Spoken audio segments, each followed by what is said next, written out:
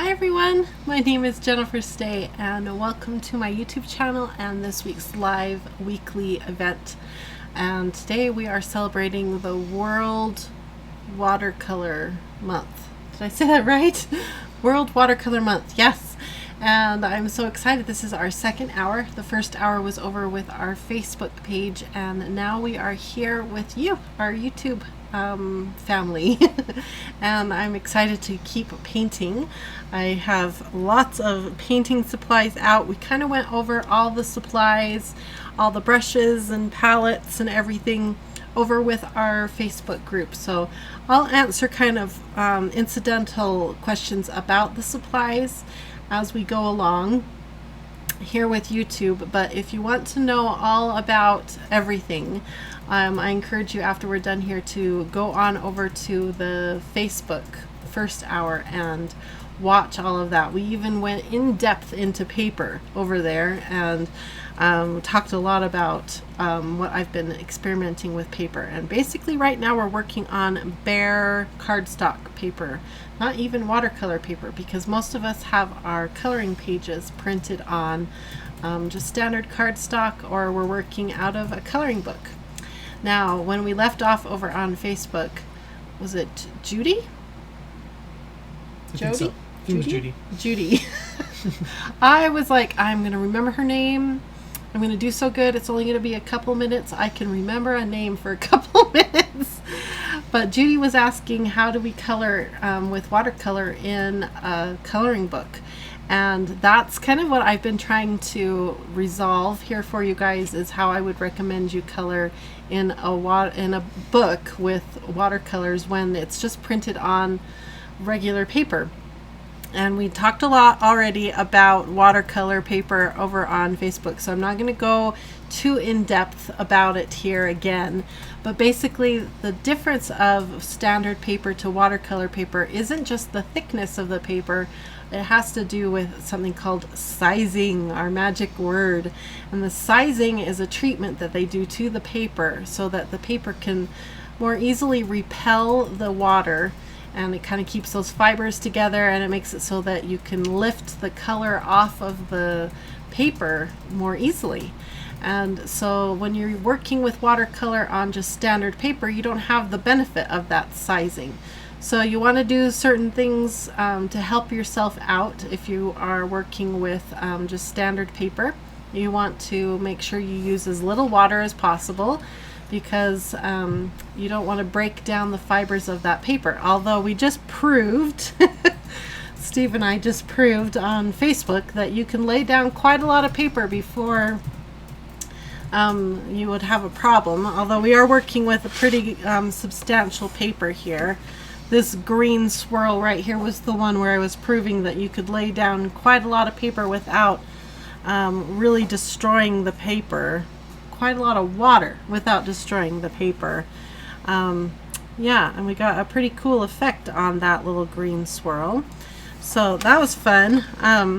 The other thing you can do is protect and do a finish on your paper before you begin.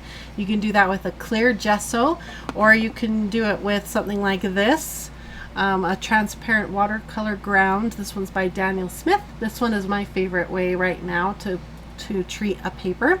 And that's what I did over here in my coloring book. Right here, I protected this page with the transparent watercolor ground, and then I painted this cute little parrot, and it turned out really good. Although it did make the colors of the watercolor more dim, I guess is a good word, but that's okay. I still think it looks really vibrant and fun. So that worked out well. But I also did this one without any kind of transparent ground or gesso, and I was able to paint this whole one and without any problems. But like I said, you need to embrace the fact that your page is going to be a little warped, because it is just standard cardstock. It's going to get warped because you're adding water to it, and that's okay. You can allow it to be warped. It doesn't have to be perfect. This is art, and we're allowed to have imperfections. The other thing is, it is watercolor, and water does what it wants to do. And especially when you're working on a warped paper, if you've got a bit of a warp from adding water, the water is going to flow with the warp, right? It's not going to flow just flat and do exactly what you want it to do, like you might be able to control on a nice high quality watercolor paper. If you've got a warp in your paper, that watercolor that you just laid down is going to flow into that warp. So you need to embrace that and just be okay that sometimes your colors might do interesting things, but you can still get a beautiful page done out of it. So go into it with the right mindset and you won't be frustrated or disappointed. So those are my hints. The other thing we were discussing over on Facebook is to be okay that experimentation is great. Don't watch the YouTubers that are, I was calling them the hoity-toity artists that make you feel like you're not allowed to experiment or you're doing it wrong because you haven't had all the training and gone to school and had lots of classes about it. Don't listen to them. Just dive in, buy some paints that inspire you and make you happy, and do it. You don't have to have the most expensive paints. In fact, we were just finishing up talking about whether you can use Crayola paints. Are those okay? Yes, they are just totally fine. You can go buy yourself a set of Crayola paints if you want. The problem you're going to run into with kids paints or like school grade paints is that they use a lot of fillers. That's going to be our word of the day is fillers. What a filler is the thing they add to the paint to make it do what they want it to do. Sometimes it makes it have a more glossy finish, or or make it go farther, or make the color do what I want it to do, flow better, or more permanent. There's a lot of reasons to use different kinds of fillers. In school grade paints, sometimes the fillers will make the paints not perform the way you want them to perform. So you'll be watching an artist and they're telling you, oh, when you add your paint and you want it to flow and gradient from this color to this color, just do this. And they'll show you how to do it. And then when you go to do it with your Crayola paints, you'll be like, well, mine's not doing what they showed. It's because I'm a horrible artist, and you give up. And that's not what happened. What happened is you were using Crayola paints and they just don't do what their paints do, because your paint has fillers in it, and it literally ruined your experience because the fillers stopped you. So you may want to invest in some paints that are just a little bit more expensive to give you a little bit more of an advantage. And the person I would recommend you go find out what kind of paints to buy from is Lindsay the Frugal Crafter. She is my watercolor guru. She is so amazing because she is so frugal, given her name, but she's also a professional watercolorist, and she's a teacher of watercolor, and she's amazing, and she's down to earth, and she doesn't make you feel like you can't do it. She makes you feel like anyone can paint, go and do it, and this is how you do it. So go get some advice from her because she's amazing. Now, recently she did a review on this set of paints, and I had my eye on this set of paints for a long time. And when she did her review on it, she said that, yeah, they were good. And so, yeah, I ran out and got them because they are just so amazing because of how clever it is. Look how clever these paints are. Isn't that fun? And they inspire me and they make me want to try to paint. And these paints are what I painted these beautiful dresses with, and that just makes me so happy. So that's how this paint set came to be. So yeah, go get yourself some good paints that you know are going to perform well, but you don't have to spend a lot. This was, I think, I got these for like 18 something, and 42 colors for 18 something. It was a pretty good deal. So that's my recommendation. Be careful who you watch so you don't get discouraged, and just have fun. go experiment and have a good time. So I'm glad you guys are here to experiment with me this evening. So, and Steve's here with me too. Mm-hmm. How are you doing, Steve? Doing great. Good. Speaking of experimenting, Virginia, while we were talking on Facebook, she took some of her watercolor paper and put it through her inkjet printer. Did it work? So I told her to let us know how that goes. Oh, did she do it printed just okay. then? Yeah. So cool. It sounds like it printed good. So yeah, she'll have to let us know how it goes, if the ink lifts up from the paper or not. Good. You know? Yeah, I know. I've heard people doing that at home, and we would love to be able to provide that for you guys, but we still can't find a source where the paper is reasonably priced and it will go through our big fancy printer. Yeah, it's pretty pricey. Yeah, we have a really nice printer for our Coloring Bliss print shop, but it'll only take a certain thickness of paper, and once you get beyond that thickness, I'm all this thick. Once it gets this thick, it just won't take it. I don't know why. Yeah. Why won't it take a paper that thick, Steve? Yeah, I wish they would just sell in 8.5 by 11 sheets, but they don't. Except for that one you found. But I found one, but the paper was weird. Yeah. We brought some in. Or wait, no, that was something else. Anyway, we've found a few, but it was so expensive. And yeah, you guys would never want to pay that much. Maybe if we got to be bigger, if we were selling thousands and thousands of books, we could afford to buy at bulk quantities. Yeah, I don't know. Yeah. Grace Schillenberg asked if you could say hi to Rosie for her. Oh, let's say hi to Rosie. Rosie. Hi. She popped up. Hi. Yeah, she hasn't been feeling very good today. I don't know if she ate something weird or what. Huh. Yeah, but she's pretty content right now. I think you guys liked, I've had a few comments that they liked at the end of our last video. We put some bloopers of Rose not behaving exactly the way we intended for her to behave during a video. Yeah, that was funny. She's so and then, cute. Let's see if I can find it again. I'm sorry if I can't find your name. Somebody had asked about they had a set of watercolor pencils and wondered if it, kind of acts the same, if the same principles apply or something. Yeah, and we did a little, was it last week or the week before, we did some I think it was the week before. I don't know. We did a little watercolor pencils with the Winsor Newton watercolor pencils.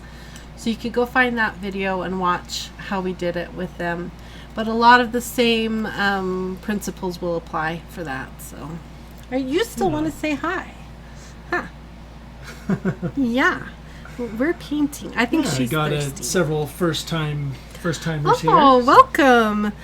That's awesome. Welcome. Looks like Milena made it second time in a row. Oh, welcome. And then they're asking again about the brand of the paints. Right now, right now we're playing with the Jane Davenports, and I think I put, did the same link make it across to this one? Yeah. Okay, great. There is a link to both the Jane Davenport Bright set and this awesome 42 watercolor set. So you can go check both of these out and go see Lindsay, the Frugal Crafters. She has a full video review on this little set here. Actually, she has a full video review on both of these sets if you're interested to try to decide what to buy. Yeah, so both of them have been working great for me here so far. I love both of them. This one's just awesome because you get 42 colors. How cool is that? So that's pretty cool. And I think little Miss Rose wants to go get a drink of water. Steve? Yeah, I'll go take her and get one. Do you need a drink? Oh, well, what's this all about? Daddy? Oh yeah, somebody asked about her. She just wanted to cuddle this. She's like, are you done? Are you done painting? Come here. Go see Daddy. Let's go get you some water. Steve's gonna go get her a drink. So we're gonna fly solo here for a minute. Steve will be back to watch the chat here in a second. What I was doing, instead, let's see, what we did over on Facebook was we were first prepping the area with water and then laying in the pigment after we prepped it with water. But now what I wanted to demonstrate was that you don't have to prep the area with water. You can just start painting first. So this technique up here is called wet in wet. And now we're going to just do wet and dry, I think it's called. Yeah. Like I said, I'm not a professional or a master or anything like this. I am a beginner. Yeah, maybe a little beyond a beginner, because I've done a lot of watercolor, not a lot, but I've done a moderate amount of watercoloring. So what I did here, which I'm going to demonstrate because it turned out so pretty, it was a gradient between purple to pink, and I think it turned out so pretty. So we're going to do that again, but let's pick some different colors. I'm still just playing with the Jane Davenport paints here. And we haven't even talked about how fun it is to mix colors, and that's half the fun with watercolors, is that you have all this mixability that you can do. So even if you just get one set of like 12 colors, you can mix all you want and come up with different tones and shades inside the 12 that you get. So you don't necessarily need 42 colors, although 42 colors is a lot of fun. But you can get a small set and still get a lot of fun colors out of it. So let's do a gradient maybe between, let's see, oh, here's my swatches. Let's do a gradient from that really cool mermaid color again. So what I did, I'm going to need just a little bit more water here. What I did was start the color coming across, and you kind of create this bead of water and pigment here. I'm going to grab just a little bit more water here, and you start by pushing this bead along, and you can see how you have the color traveling along here, and then you've got the bead of paint, and then before that bead can dry, you switch to your next color. So let's grab this bright blue, and then you grab that bead, and your brush is loaded with that new color, and you keep pushing that bead along, and that's how you get the gradient.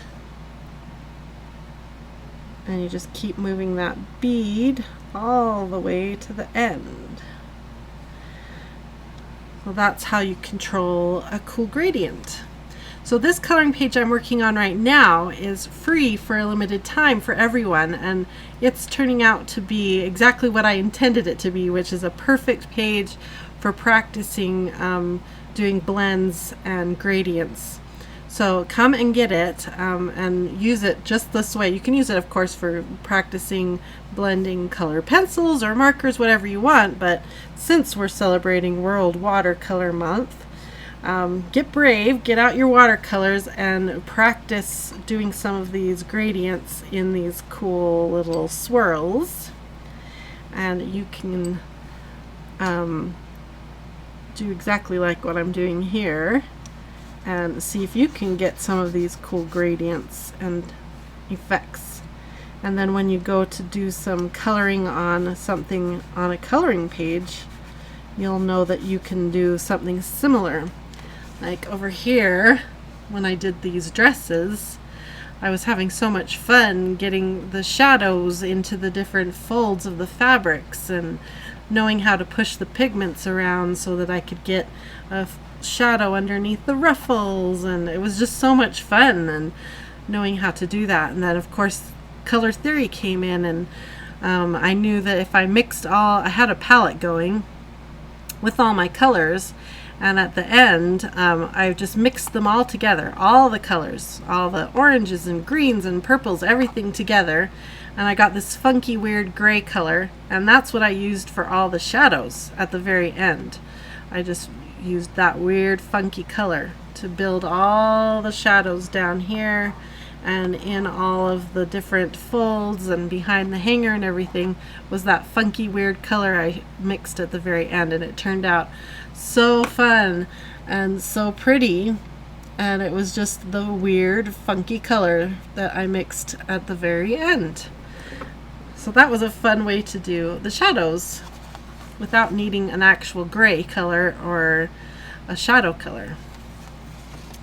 So look how pretty that turned out. It's so fun. Okay, Steve will be back here in a second and we can answer any questions that are coming up. If you're wondering, I'm using a number 8 round brush. Okay, let's clean that out. Here, Steve, I just said you would be right back to get us caught up. I told him how to do this gradient right here. Look how pretty that gradient turned out. Let's see. Oh yeah, sure is. And I told him about mixing all my colors to get this really cool shadow effect on this one back here. Okay.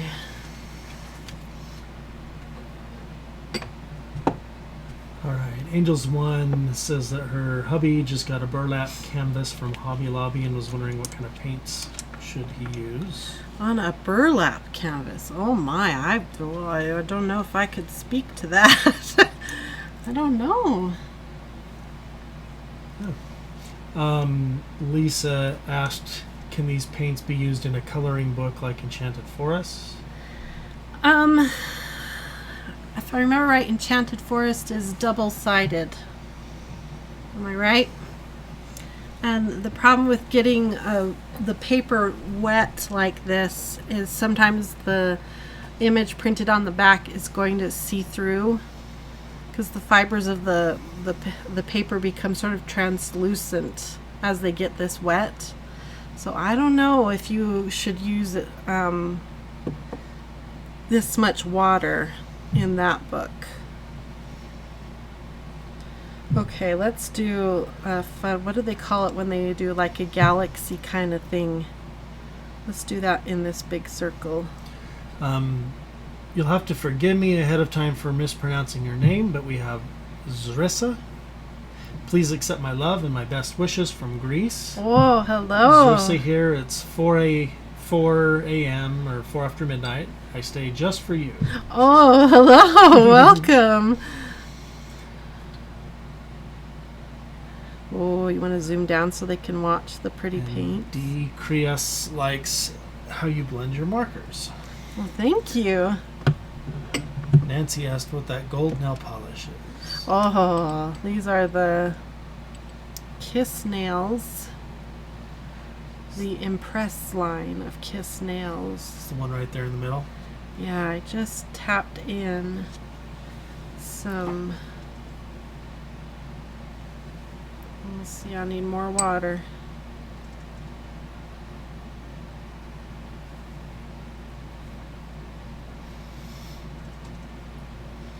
So on this one I got I'm back to the wet on wet technique.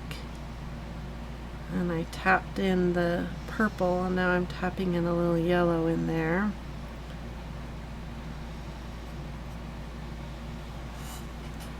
I love watching watercolor spread into the area. I think that's so satisfying. I was showing Steve the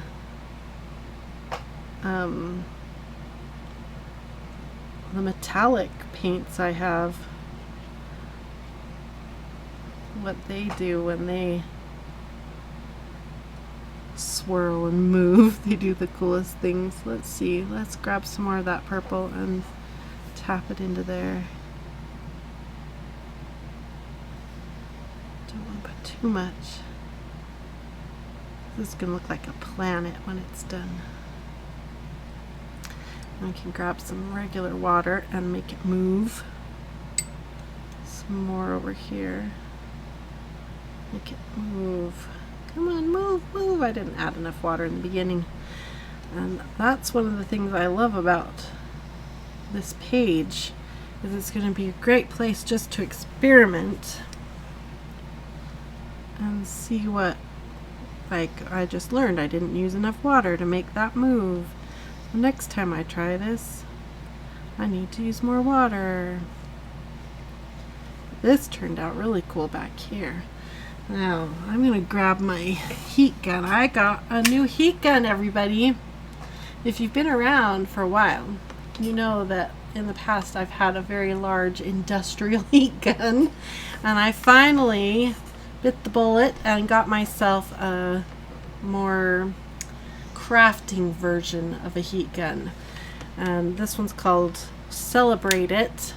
And it actually has a protective plastic piece across the nozzle here so I won't get burned.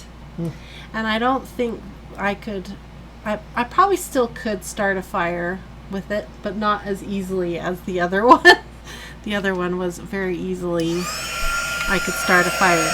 So the good thing about using a heat gun, yeah, sure. With watercolors and a heat gun, the good thing is it, of course, it speeds up the dry time, but it also makes it so I can go in with a different layer faster. But when you're working with these wimpy papers, non-watercolor paper, it pulls the warp out of that area. That one little circle was getting pretty warped. So now as I go to move and start working in another area, it won't be quite so warped. If you end up with time, Polly would love to see the metallic paints. Oh, okay. What time is it? Oh, we probably could do that. Dee asked, do you think watercolor has a bunch of pigment? It depends on the brand you get. Like all art supplies, there's going to be some that are more pigmented than others. This brand right here, this Jane Davenport, I've been super impressed by. Lots and lots of pigment going on here. And like I said, the Frugal Crafter, she is an awesome person to go watch, and she'll give you some really good advice and direction as far as that goes. I'm trying to think what else to show you. What would be most important? We've got about 30 minutes left. Okay. Probably another really good technique to know about is, I mean, we could, there's so many things. And I just used my clean water to clean a brush. Dee says you're the coolest YouTuber. Oh, well, thank you. Oh, that's a nice thing to say. I don't know how true. I don't know about cool. Am I cool, Steve? Do you think I'm cool? Yes. Let's try. Ollie says, nice Jen, but I'm better at watercolor paintbrushes. Oh, wow. She's better than me? Ollie, I think he's saying better at watercolor paintbrushes. That they're better than me? Yeah. No. No. Saying he's better himself, like at that, than using paintbrushes. Oh. Like watercolor paintbrushes. Oh, then. Like I think the water brushes. Is that? Sorry, I may be totally messing all this up. Well, if they're saying they're better at it than I am, then I totally believe it. Like I said before, I'm just a beginner. No, I don't think that's what he was saying. I'm assuming Ollie sorry if I'm saying he or she. I assume he, but anyway. Steve's like, now I gotta go back and reread this. Okay, I'm trying to get a gradient this time. Yeah, and then Polly asked if you tried the watercolor paints in the tubes. I think that's what he's talking about. I've got the Cotman line, all the tubes from the Cotman line. That's a Winsor Newton And I really like them. I've got them squirted out into a palette. If you watched my studio tour, you saw that I have them squirted out into a palette, but the palette I have for them that I squirted them into isn't holding the properly, so I need to get a new palette for that. So that's why I went ahead and got some different paints. Okay, I was able to get a good gradient from like full pigment to partial pigment. So this is another good thing to practice, so that when you go to paint something like this kind of a coloring page, you can get a gradient and some effects, like maybe on a petal of a flower or something. If you want a good gradient, you can do that. And hopefully you saw how I did that. Basically it's, you know, there's more water here and less water here. That's how you would do that kind of a gradient. Maybe I need to show that again. And that's just practice. I mean, you saw I was pretty messy and it was not very smooth how I did it, but I still got it. So you could just practice that. Let's see if I do it again in here. Oh, I guess we're doing pink. Well, we could go for red. Let's go for red. Okay. The cool thing about this palette that Jane Davenport did is she gave you a yellow, red, and a blue, and then a bunch of fun colors. So with the yellow, red, and the blue, we should be able to, with our color theory, we should be able to mix all the colors, right, Steve? That's right. Well, that's funny. Milena was watching the Frugal Crafters live video and heard your name. I guess you had a good question. That was fun, she says, when you were asking her that question. That's funny. You heard. I was watching. Let's see. What was she painting? Do you remember what she was painting? It was a flower or something? And she. I haven't watched any of her live videos in a while. And I happened to be on there, and she was painting, and she mentioned using an additive in her rinse water, in this water right here. And I had never heard anyone mention before putting an additive into your rinse water that you pick up your water. No, it wasn't the rinse water, it was the water that you pick up and then go to your paint with. And that was new to me. And I was like, what? What did she just say? And I knew that Lindsay would answer me in a good way. And so I typed my little question in, and it was really cool because I think it's the first time that I had ever had a YouTuber answer my question in a live video before. And she says, Jennifer Stay has a good question.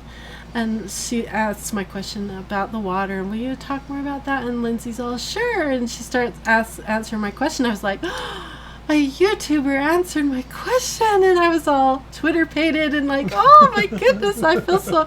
And then I was like, wait, I didn't even listen to her answer. So I had to scrub back and listen again to what she said, because I legitimately wanted to know what she had said. But I thought it was funny that I was all giddy about her saying my name and answering my question, that I didn't even listen to the answer to my question. Anyway, so yeah, that's cool that you were there. Then you heard her say my name, and that's cool.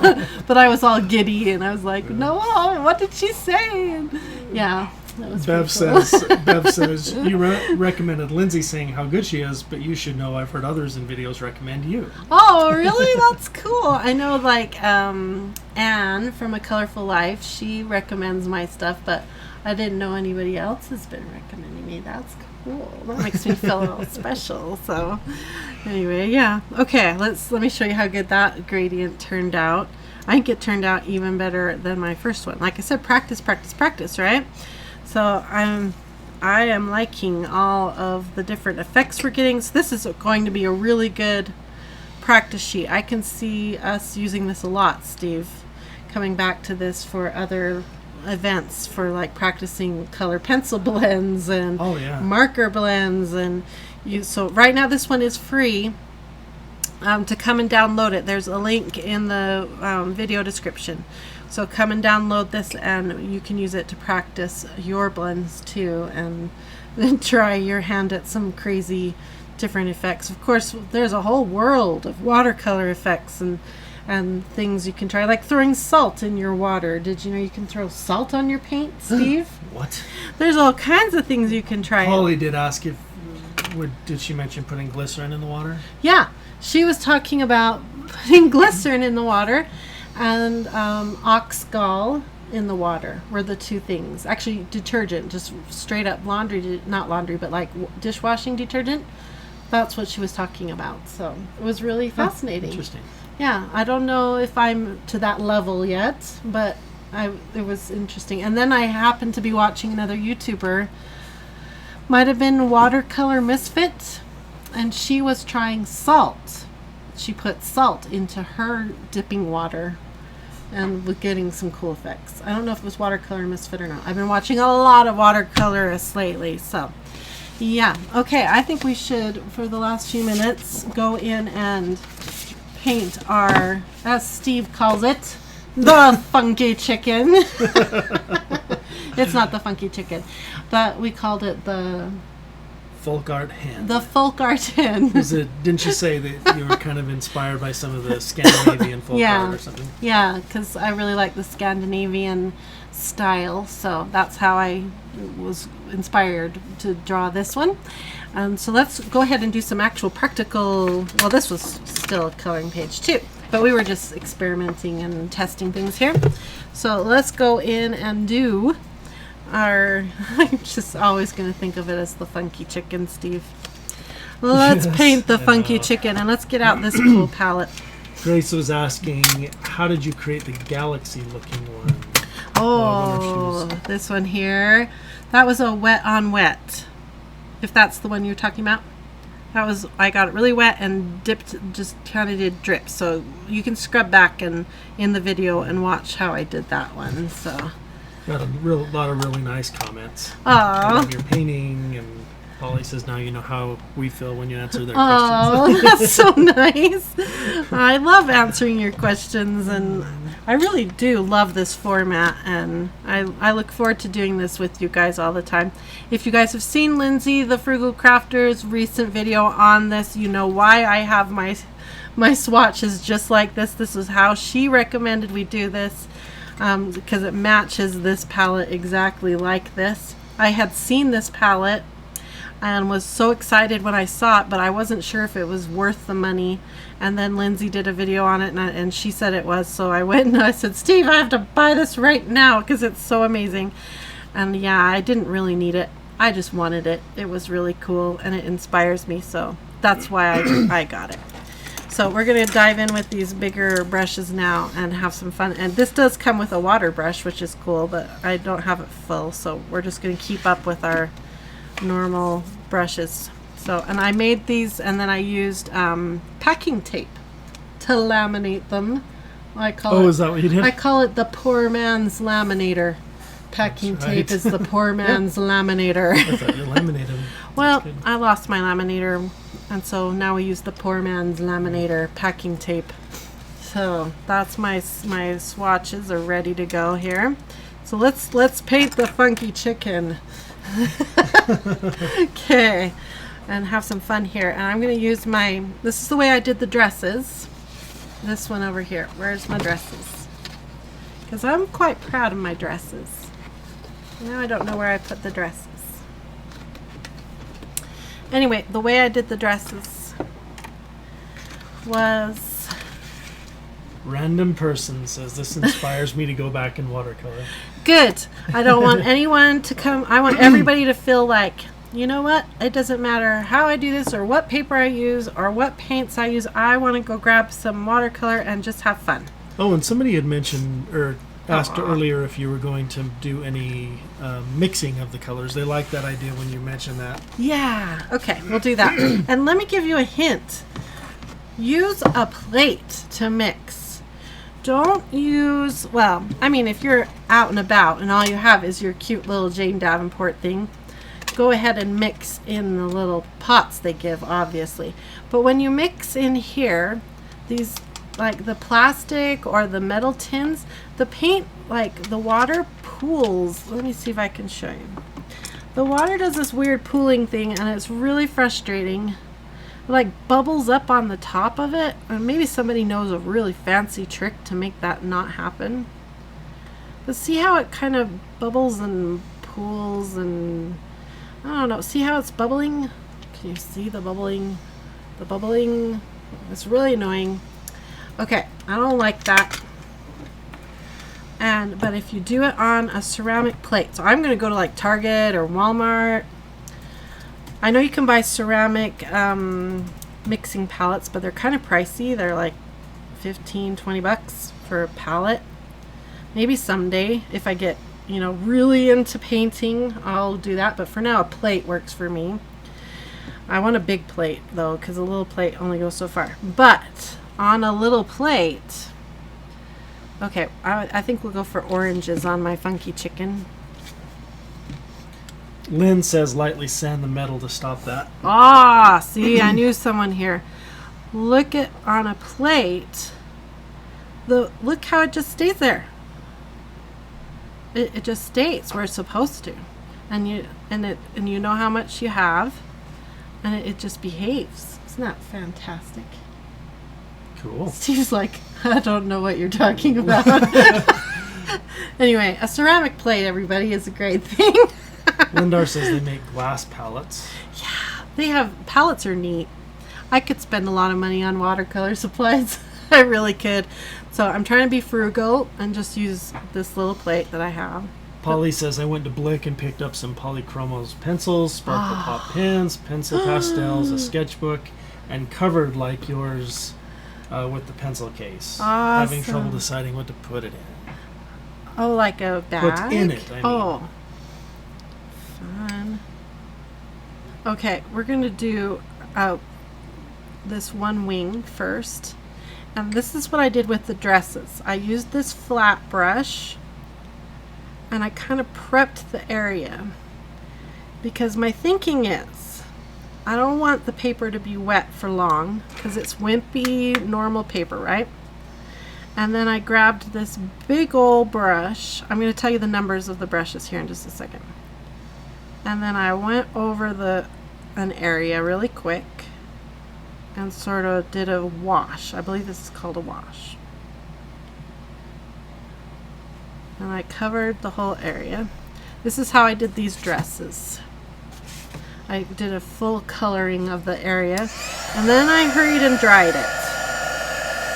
And when you dry your watercolor, it sets the color, and then I can go back now and do the shading and do different things. Now, I know there's lots of different ways to do watercolor. This is just how I did the dresses, so you do you and whatever you want to try, right? I'm just showing you what I did for the dresses. Okay. Now, one reason I'm doing it this way is because as soon as you start to dry it, that warp starts to go away. Because it goes really warpy really fast. Because this is not watercolor paper. Okay, so now we've set that. And I want to make my orange a little either brighter or darker depending on what I want to do. I think I'm going to go for darker. Okay, this is a number 14 round. Big, bristly brush. This one's by Master's Touch. I think it's a Hobby Lobby brand. And this is a 3/4 inch flat. Big flat brush. Okay, so let's make this a little darker. So I'm gonna look at my little swatches and see. Let's add maybe some red into it. Yeah, maybe this red here from the 6, and it's 1, 2, 3, 4 up. So the 6th palette, 1, 2, 3, 4 up is what we're going to add in. So grab some water. 1, 2, 3, 4. You got several people who are really excited to play with their watercolors now. Oh, yay! Okay, so I just added, that was my original orange. Added in that fun red. And you can bring these round brushes to a nice point, which is really fun. And I'm going to maybe just do one every other feather, this deeper tone. Try to make it an even, except it might be fun if the tip was a little deeper color. That could be cool. Okay. We're just going for it here. Whatever happens, happens, Steve. We're embracing watercolor. I lectured Steve at the beginning of the Facebook thing and reminded him that when you work with watercolor, at least my experience has been, you gotta embrace unpredictability, especially when you're not working with watercolor paper, and when you're working, oh, this is the swirly, oh, okay, here we go. Swirliness, here we go. When you're working with paper that is not watercolor paper, so it's going to warp, you might as well embrace the warp. And the water is going to flow. It's not always going to flow where you thought it was going to flow. So you might as well just embrace that fact when you begin and have fun with it. Don't be frustrated by it.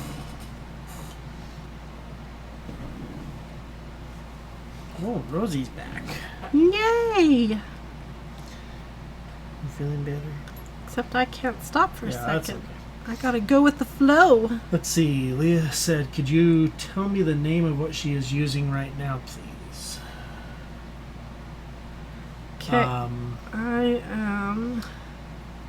In the description of this video, there are a couple links. One is to this, I think they just called it the Foldable Color Watercolor Yes, set, right? It has such a fancy Yeah, there name. wasn't any real fancy name with it. Anyway, that's in there, and then there's also a link to the Jane Davenport Bright palette. So that's where you can get those. The coloring page is one Jennifer drew. And there's links to that too, right? I realized on Facebook I said something wrong about the paper. I said it backwards. Okay. Did you lie? No, not intentionally. Okay. Jennifer was mentioning how watercolor paper has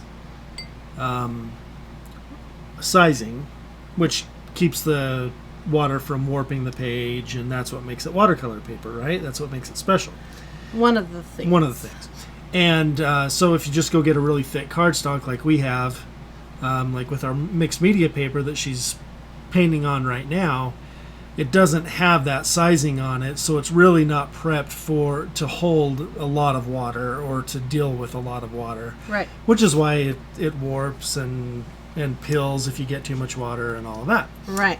So anyway, I was saying, we were talking about how laser paper and inkjet paper both have coatings on them as well to help them deal with ink or with laser toner.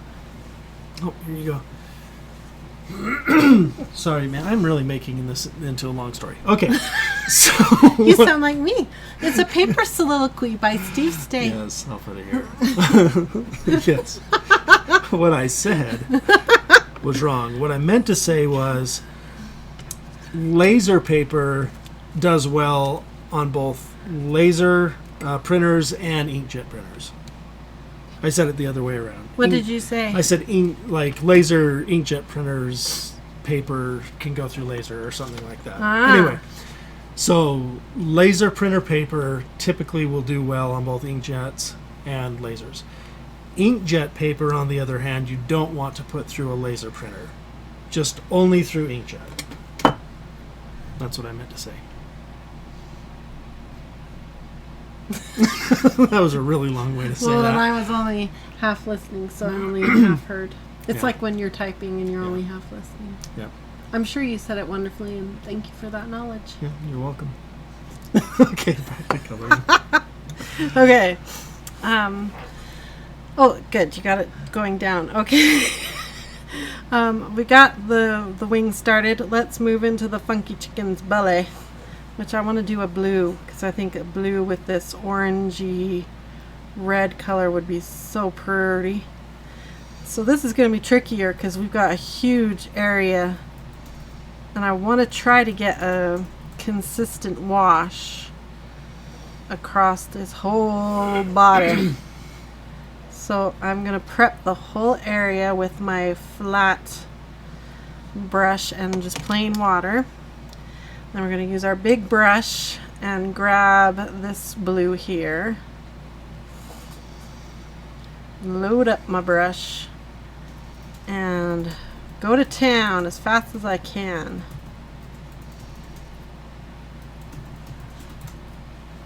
Push that pigment around, baby.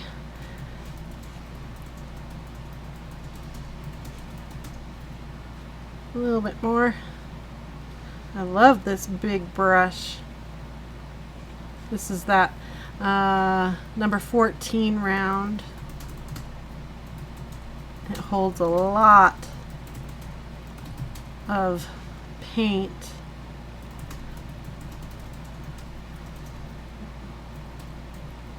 Okay. I love those two colors together. That makes me happy. Let's dry this puppy.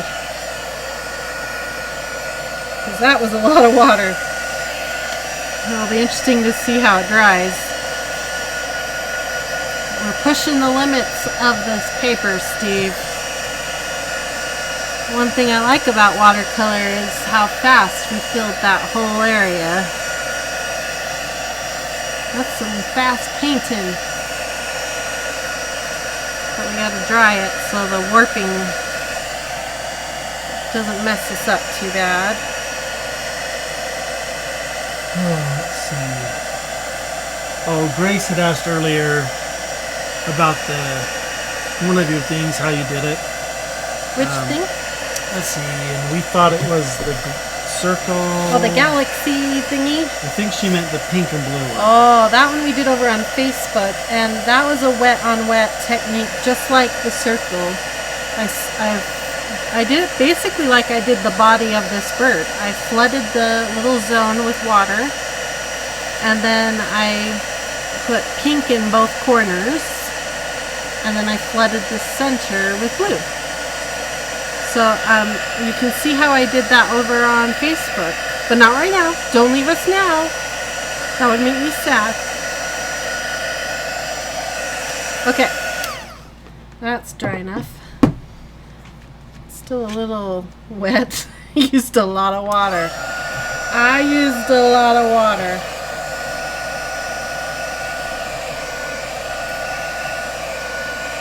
Okay. Finish drying his belly. I like watching the paper move as the fibers dry. It's satisfying. Okay. If we do it too much longer, everybody's going to leave because it's boring to watch paper dry. Okay, I'm just going to push on it as it's drying. Cooling. To kind of help it dry flat. But it's not helping a whole lot. Okay, let's add some more blues now. I think I want to go into the greeny blues now. Maybe this color up here. So that's like the second palette here. That would be pretty. Oh, that's my rinse water is sure getting sad. It's getting sad. That's all right. Okay. And my paper towel is pretty wet. Okay, pull this into a point. Look at that point you can get on that round brush. Look at that point. It's beautiful. Okay. Now, I think this bright green right here would be really fun to play with. I'm going to grab some and pulling it over here. Oh, it's bright over here. Amy said that I have one set of actual watercolors. They're in tubes. I broke them out for this, and they are just terrible. I think I like the watercolor pens and pencils better. That's frustrating. I wonder what brand they are. And didn't you, if I remember right, didn't you take your tubes and like squirt them into squares or something? They're right in front of you if you want to grab that. And then you could use them like, what are those called? Palettes? In a palette, yeah. Up 2 more drawers. 1 more drawer. Sorry. It's okay. Right there. Oh, yeah. I thought I remember that's what you did. Okay, let me show you. I took my tubes and squirted. You can buy these palettes at Hobby Lobby, Michael's, Amazon, and you can squirt them into here. The mistake I made is I should have prepped the little wells before putting them in, because some of them, I think I've fixed most of them now. Let's see. But once I was done, some of them, the little puddle pops out. So I don't know, the idea was once they were all in here, I could close these up and take them with me, like out when I go outside or downstairs or whatever. But they're still loose. Oh yeah, see, this one totally comes out. So it's problematic. And I know you can prep the bottom. I think you sand them, or I don't know, but I was too lazy, and so this hasn't been a perfect solution. I know there are better palettes I could have bought, but these were like the cheapest and I was being too frugal. Yeah. So I have much to learn, but this was my first attempt. And see, some of the paints came out so pretty and some came out gloppy, and I don't know. These are the Cotmans, if you're wondering. I'm really enjoying this. This is really fun to have it all pre-paletted for me. And then I have one more palette that is small like this, by Winsor & Newton. Oh, she says they're grainy and weird. Oh, I'm sorry. I did buy some tubes, like an off-brand store, but it's more like a kid's. I don't know, it's not worth it. Okay, I'm gonna sometimes it's worth spending just a few extra dollars, you know. Okay, I'm gonna add a little bit of this blue into this green. Oh, it's pretty. Mindy says I have a few Crayola watercolor pencils that I found at a thrift store. Not bad. Awesome. Yeah, I have a few Crayola and they're decent. They do better than I think they would, you know. Every time I use them, I'm like, oh, not bad, Crayola, not bad. Robin says you can put 1 to 2 drops of glycerin in the paint mix, in the paint, mix it in with a toothpick and let it dry and prevent it from cracking in the palette. Awesome. I've heard something like that before, and thanks for reminding me. Glycerin is one of those tools that once you hear about glycerin, you start hearing about it in a lot of places. Let's see, probably pronounce this wrong, but Anmeko Sarajin says, I like using cling wrap to protect it and hold the colors. Ah. But I don't know if it would work for that. So much great advice. You guys are awesome. Dee says, you're so nice and a great artist. Aw, thank you.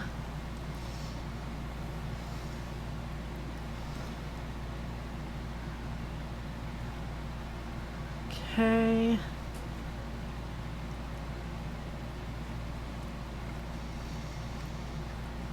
Filling in up here. And a little up here. Just kind of giving it a hint. I added a little bit of that same blue that we did the body with, because I wanted the green to feel like it belonged with the blue. Yeah, I like that. That's what's so fun about watercolors. Like if you were using marker, you would be hunting for the right green, you know. Do I have the right green? But this way, I just kind of picked a green that was in the right area, and then grabbed my blue, mixed it together, and I knew they would work. And away you go. Okay, now I can use the tip of my brush, and I can come up here and add some little feather marks on her head, because she's a hen. And these will dry down really cool because it's water. All around her head.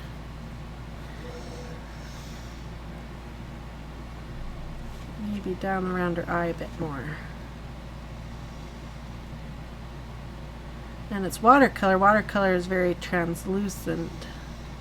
So when you do little marks like this, sometimes it looks a lot darker than what you think, and then as it dries, that translucent quality kicks in and does really cool things.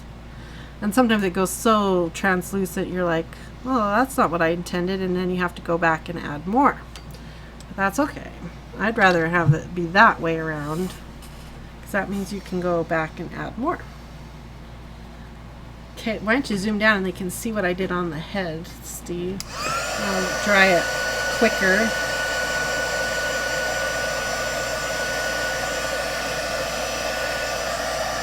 Dry the belly.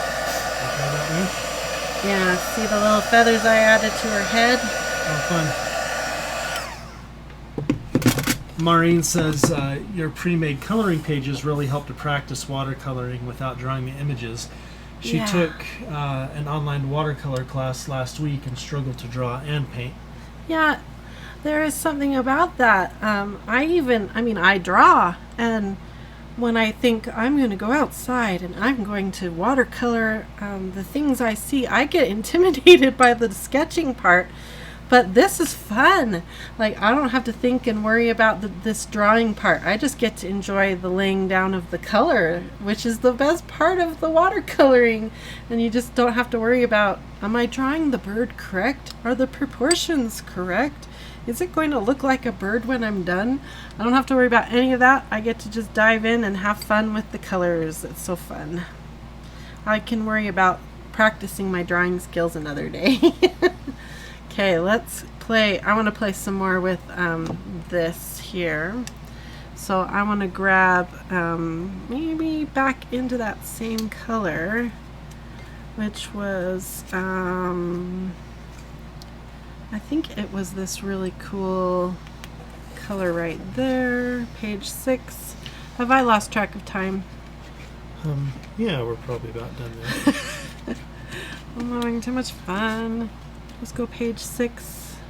A couple of people have mentioned they'd like to see you do a review of the color at Watercolor brush pens. Oh, I've heard they've got,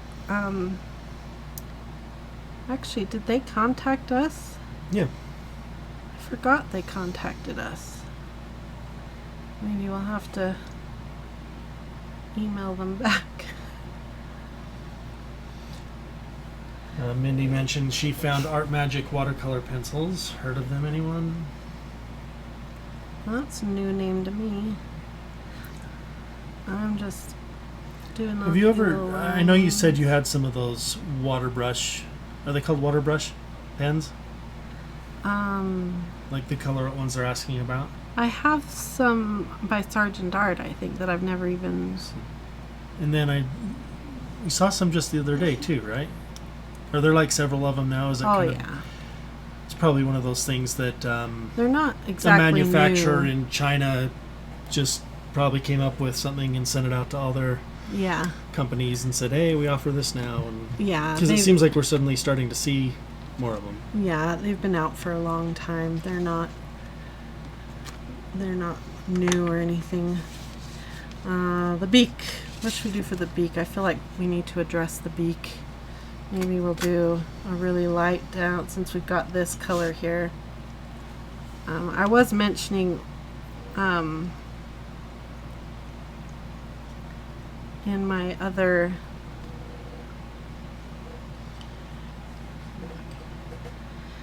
on Facebook, I was mentioning how you can make a gray by mixing all the colors on your palette for shadows. Oh yeah. Which I did on this dress one. At the end I wanted to add a bunch of shadows, like this shadow under the dress and in the folds of the dress and behind the dress up here. And so what I did was I took the palette at the end. I had a whole bunch of colors on this plate and I got my brush wet and I just mixed everything together. The cool thing about doing this is the gray you get has undertones of all the colors that you've used on your coloring page. So it's not just any old gray, it's a gray that relates to your coloring page. So you end up with it always feels wrong to do this, like I've broken all the rules. But you end up... Yeah, that's cool though. Yeah, that's a nice gray. Yeah, I like that. You end up with a very pleasing gray. And it's color theory because you're crossing your color wheel, right? Anytime you cross the color wheel and you mix colors straight across from the color wheel, they kind of neutralize each other and you get a neutral color, right? So when you mix a whole bunch of colors together, you get these funky neutral grays and browns. So that's what we've done here. But because we've used all the colors that we used here, you get a very nice gray. And then you can come in and do your shadow lines with that color that you just created. And it just looks right because it came from those colors. Yeah, that's neat. And you don't waste your paint. And I probably learned this from a YouTuber that I watched at one point. I can't remember who. Michaela says, the piece looks beautiful. I love the style. Thank you. I wish we had time to do the whole thing, but we don't, so we'll just do what we can. Jennifer Akridge says, I only have watercolor pencils and Tombow, and I love watercoloring. Not being very successful, and I've had no professional training. Well, and your pencils and those Tombow brush markers, they can all do all of this too. Anne was wondering if you have any thoughts on water brush pens in general. No. I haven't played one with them yet, other than they look like fun. And I think you can do a lot of these same things that we've done today. I know you like your water brush pen as far as... Yeah, like this type here. I use these all the time. Today we're just choosing to use a nice big water brushes, actual brushes. The good thing about these types of brushes over these is that these are meant to hold large amounts of water. They're thirsty brushes, and when you soak up... Take the cap off your other one so they can see the difference in the tip. Yeah. When you soak up water into these brushes, they hold lots of pigment and water, and you can paint for a long amount of time with these brushes. These brushes here, well, of course the tips are different. You can see that right off. Some of these brushes will have pointed tips. They're made of different things. The water comes from here and feeds up into here, but it's a constant source of clear water coming out, where this would be whatever you load into this is what you're painting with, where this is clear water being fed into what you're painting, so that changes your pigment color the whole time while you're painting, if that makes sense. So this changes the way you paint depending on your brush that you're holding. So today, because I'm in my studio, I have lots of resources in front of me. I have bottles of water and palettes and things to use. It's no-brainer for me to use these kinds of brushes. If I was downstairs sitting at my recliner or outside or in my car, this is the kind of brush I would reach for, because I don't have to have bottles of water and all those resources. I can just grab this and away I go. I can squeeze and I've got water. Bam! It's easy to do everything I need with this kind of brush. So these are great to have. I love them. That's one reason I wanted this particular palette, because it had everything I need in one convenient little thing, including the brush, places to mix my paints. Everything is here. So like I said, the Japanese sure know how to make a good art tool. I want to go to Japan so bad. There you can see the shadows are drying down now, and how nice that funky gray turned out for our funky chicken. I think maybe Mindy misunderstood what you're saying. She said, so are you saying you don't care for water brushes? And that's not what you were saying, right? These water brushes? No. I think she was talking about the other... Oh, the markers. Like the water brushes. You know, like the Arteza, Oh, Colored. I just have never used them. So I'm excited to try them. Yeah. Yeah, they seem like they'll be a lot of fun. And where you like that kind of a water brush, Yeah. I kind of think you'll like them. I think they're going to be super handy for when you're not wanting to pull out palettes of paint and everything. I think they're going to be super handy for that. I don't think they're going to do everything that a palette of paint and a brush and all of this can do without setting up. But if you just wanted to have some watercolor and sit down and play with it and be on the go with it, I think they're really great. But you know, it's kind of like the difference between having a gel pen versus a bottle of ink. A bottle of ink I can do dip pens and different effects and all kinds of stuff with, but a gel pen, I can throw this in my purse and have it with me anywhere I go and color really easy, and I don't need all these accessories and cleanup and everything, right? So I think it's that difference. So yeah, there's a time and a place for all of it, and they're all fun and great, and I want them all. Virginia says, I also ordered my first set of Copic markers today. Oh, so jealous. I have this one little set right here. Oh, and then I have a very small set of five chows. That's all I've been able to afford, but I'm not complaining, because man, I've got plenty of markers and I am extremely spoiled. So, and you are gonna love your Copics. I'm so excited for you. They are amazing markers. Have you guys seen my marker video that we put out? Hours of squeaky markers to make that video. And like I said, did you guys see the end of that video with the little Rosie? Oh, it's so cute. Suzanne says, I'm going to use pan pastels on this picture. Ooh, cool. I haven't bought any of the Pan Pastel brand yet, so you'll have to tell me why I need to buy them, because I really want to buy them.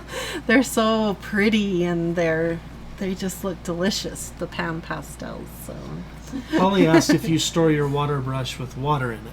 Yes, I do. Is that a no-no? Oh, I don't know. She's just asking. This one I just haven't loaded up yet. It's brand new.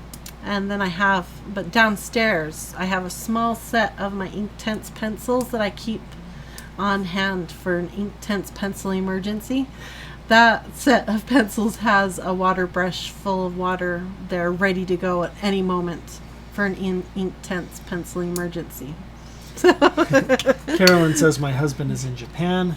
I wish he would send some items. Oh, I hear that Copic markers are like $2 or $3 each, Steve. In Japan? In Japan. Oh, wow. I'm like, I have to go just for Copic markers alone.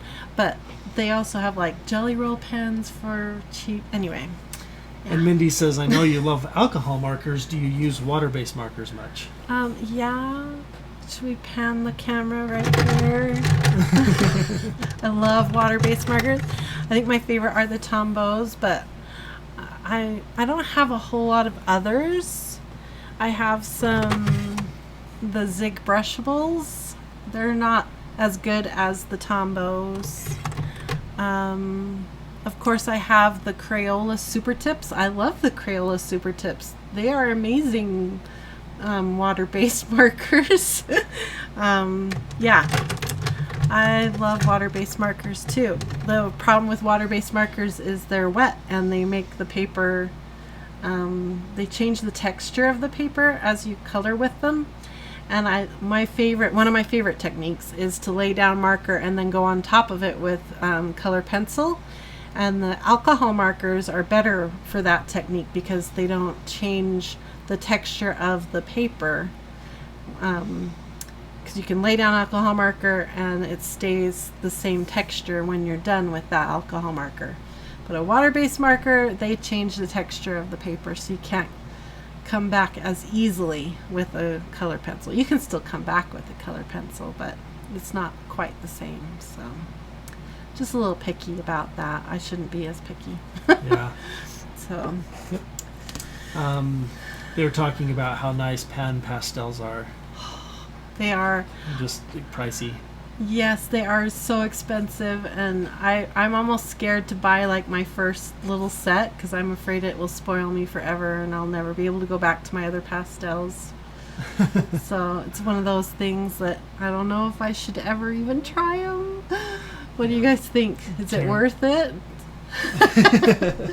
And Carolyn says, oh yeah, she needs to have him check out the price of the Copics then she's the one whose husband is in Japan. Yeah, I don't know what part of Japan he's in, but evidently, I don't know if it's, I don't even know which city it is, but there is a city where there's evidently like the artist's epic, like if you go to Japan, this is like the place where every artist goes, and it's like a multi-floored art supply store. And one floor, like half of the floor is dedicated to like markers alone. And there's an entire, like, anyway, it's all Copics. It's all Copics. Wow. It makes our little Copic display at our art store look pathetic. Really? I just saw a video recently. Google, when you're done here with us, look up on YouTube. It was something like $1,000 art store shopping spree, I think was the name of the video. Some lucky artist kid YouTuber went to Japan and he spent like $1,000 on Copics. And he went into that store in Japan, and maybe you can get the name of the store from that video and tell your husband to go to that store and buy you the Copics, because that's the store that I want to go to. Anyway, now we're just chatting. Yeah, everybody though thinks that you need to get pan pastels. Oh, really? Those who have them. Stan said she just paid $350 for 128 Copics with carrying cases. I don't think you're going to regret a single penny of it. I really don't think you will. And actually, that's a really good deal you got. That sounds like a really good deal. Yeah, because usually they're like $5 or $6 a marker. And that sounds like a really good deal. So, yeah. Yep. That's the fun stuff to... Did everybody leave and I'm just boring everybody by sitting here just chatting about Japan? Yeah. I think about that and pan pastels and I wonder what country we would need to go to for. I want to go to England to visit the Derwent factory. I think they have like a Derwent museum where you can go and like tour how they make all their Derwent products, because Derwent's been around for like ever, and they have like a museum and then they sell stuff there at that location. And from what I understand, you can get like really good deals, and I just like really want to go there. I wonder, I need to go on a world tour and just buy art supplies everywhere I go. Yeah. Do you think I can write off a world art supply tour? I think we need to make a lot more money to justify that. But that's all right. Oh dear. And we could take Rose with us everywhere we go. That's right. Anyway, this has been a lot of fun, and I really needed this today. It's been a really hard week for me, and I just really appreciate you guys making my week better. I needed this, so thank you so much. Oh, I don't think I told YouTube world. I had 3 teeth pulled on last Thursday. Oh, do you want to be a part of this? No, it's okay. Yeah, you do. Okay. I had 3 teeth pulled last Thursday, and it's been a really hard week getting over that. I needed to have them pulled. They probably needed to be pulled a year ago. And I put it off because, you know, when you're chronically ill and you have teeth pulled, it makes you that much sicker. And so it was really hard on me, but really hard on Steve too, because it made me that much sicker. So he's been having to take care of a very sick wife, and so I was so grateful to be with you guys because I needed to be uplifted, and Yep. and It's always fun. This is why we do this. It's because it lifts. I know you guys think I do it for you, but I don't. I do it for me because it uplifts me. She does it for you too. It really does uplift me to be here with you guys, so thank you for that, and thank you, Steve, for taking care of me. You're welcome. I was worried today. I thought there was something wrong, and I was, Stephen, and he took me over to the dentist, and everything was fine, and so he's awesome. Oh, thanks. So anyway, thanks for joining us, you guys, and Yeah, thank you. if you guys get brave and get your watercolors out, make sure you go and share what you do, even if it's what you think is a disaster. I don't care. I want you to share it. Because it will help everybody else be brave and try something new. So get over onto our group. What's the name of our group? Coloring Pages Bliss. That's On Facebook. That's a group. So go join the group and share it and help everybody feel brave no matter what you try. Just get in there and try it and try something new because it's good for you and it's fun. And so, yeah. So thanks again for joining us, you guys, and have a wonderful, colorful, blissful day. We'll see you next week. Bye, everybody. Bye.